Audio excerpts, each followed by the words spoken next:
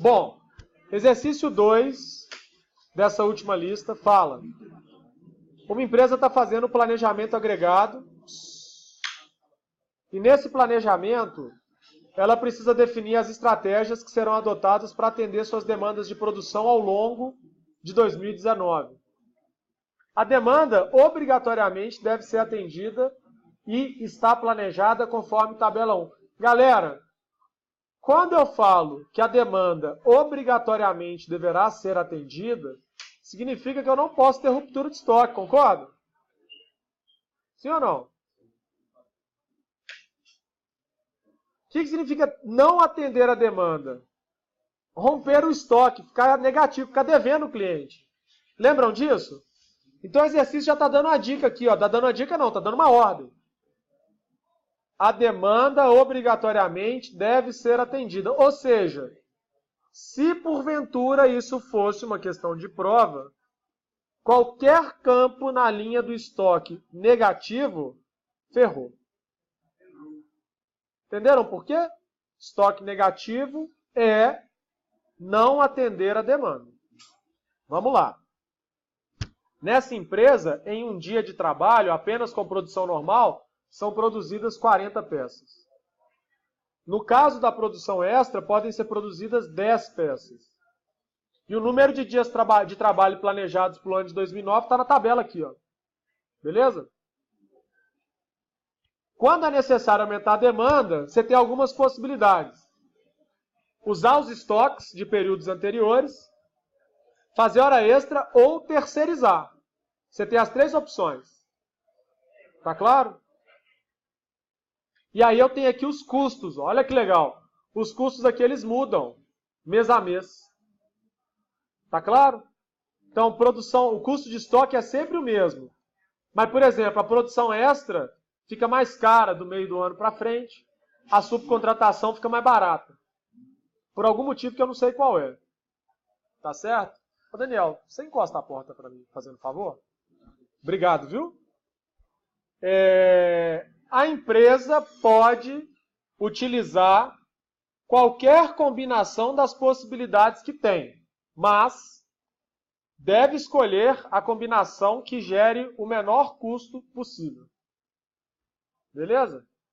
Sendo assim, crie um modelo... Arrojado esse problema. Crie um modelo de programação linear que seja capaz de resolver o problema, definindo para cada período quantas peças serão produzidas em regime de produção normal, produção extra, subcontratação, além dos possíveis estoques que serão formados. Tá claro? O que é para fazer? Gente, se eu começar a pensar numa otimização de um plano agregado, na cabeça de vocês, o que são variáveis e o que são parâmetros?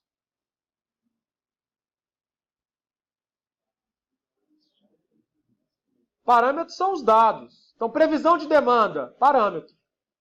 Capacidade produtiva, parâmetro. Quanto produzir no regime normal no mês de janeiro? Variável. Quem vai te responder isso é o modelo. Quanto deixar no estoque ao final de fevereiro? Variável. Vai depender da combinação das produções. Concordam comigo? Então, nós vamos usar hoje o solver. Já usaram o solver do Excel? Nós já usamos aqui, né? Vamos resolver no solver? Pode ser? Então, vou abrir o Excel aqui.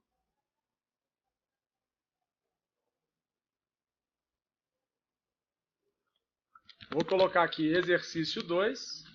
E aí, gente, a primeira coisa que eu vou fazer, eu vou copiar isso aqui, ó. Sem o solver eu não posso pedir que vocês otimizem, por exemplo. Ok? Beleza. Apaguei essas coisas todas aqui, tá bom? Agora, eu vou acrescentar algumas informações, como, por exemplo, dias úteis por período, que é uma coisa que a gente vai usar, não vai? Específica desse problema. Olha os dias úteis aqui, ó. Vou até colar por cima aqui, ó. Coloquei os dias úteis. Para que eu vou precisar dos dias úteis? Para calcular a capacidade de produção normal, concordam? E a capacidade da produção extra. Concordam comigo? O que ele está falando aqui? Olha, você consegue... Nesse caso, não. É como se eu tivesse uma capacidade de subcontratação infinita.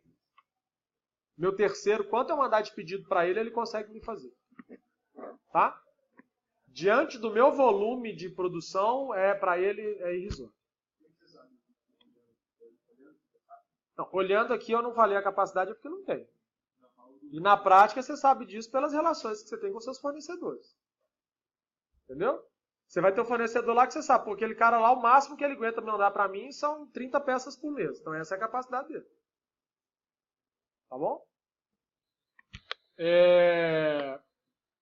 40 peças no regime normal por dia, 10 peças no regime extra por dia. Então a capacidade produtiva vai ser igual 40 vezes o número de dias. Concordaram? E 10 vezes o número de dias. Agora eu já sei quanto dá para fazer no regime normal e quanto dá para fazer no regime extra. Tá claro? Maravilha. Quais informações mais esse problema me dá? Ele me dá os custos. Então vou copiar esses custos aqui. Vou colar esses custos aqui, ó. Agora eu vou escrever nessa planilha aqui, ó, os custos. Então vou colocar assim, ó, primeira parcela do custo, produção normal vezes o custo de produção normal. Tá bom? Mais quantidade que eu faço extra vezes o custo de produção extra. Tá certo? Mais subcontratação vezes o custo de subcontratação. Mas, por último, eu tenho o estoque, que será o estoque inicial mais o final, dividido por 2, vezes o custo de estoque. Tá claro?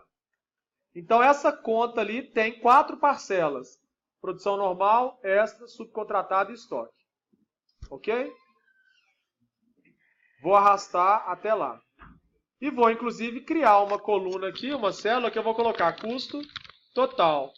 E vou dizer que esse custo total é a soma dos custos de todos os meses. Ok? Beleza. Agora, eu quero resolver esse problema do jeito ótimo, minimizando o custo. Aí eu vou usar o Excel. Tá? Eu vou vir aqui no Solver, vou abrir o Solver. Deixa eu fechar aqui que ele abriu um negócio. E aí o Solver me pergunta assim, qual é o objetivo? Qual que vocês acham que é o objetivo, gente? É o custo, não é? Eu vou vir aqui no custo total, ó. Vou clicar aqui e vou dizer, é isso que eu quero minimizar. Tá bom? Alterando o valor de quais células? Alterando o valor de produção normal, extra e subcontratado. É isso que ele vai decidir, não é? Ok. E quais são as restrições? Lembra lá quando ele fala assim, não pode ter ruptura de estoque? Eu vou dizer que o estoque final é o quê? Maior ou igual a zero. Ele pode ser zero, mas não pode ser menor que zero. O que mais que eu tenho de restrição?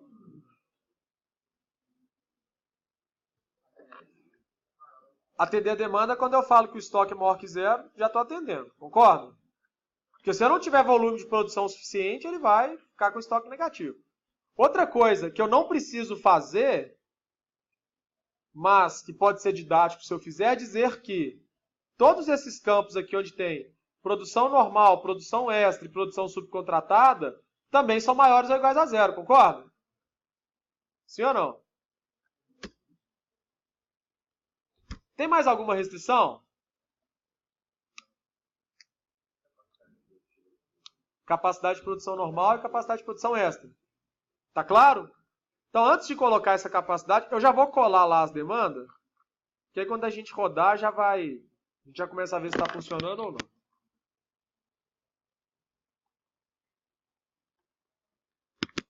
Tá aí a demanda. Vou abrir o solver de novo e vou adicionar lá, com base no que o Douglas falou, olha aqui, ó.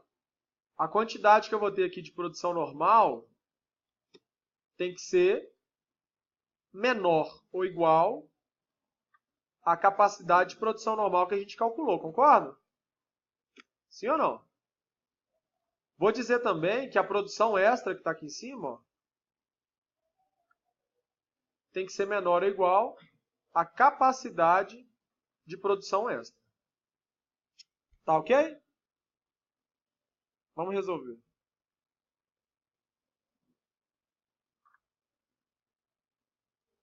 Vamos ver se faz sentido o que ele fez aqui, ó.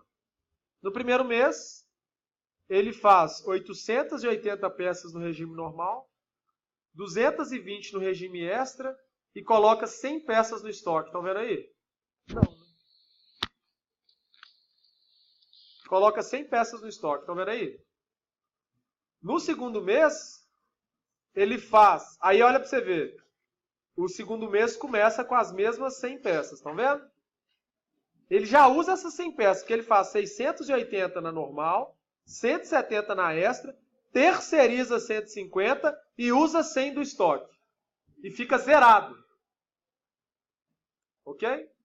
E aí ele vai fazendo isso mês a mês para chegar num custo de 55.330, que é, para esses dados, o menor custo possível. Tá claro? Alguma dúvida? Resolvemos aí o exercício 2 da lista, então. Ok?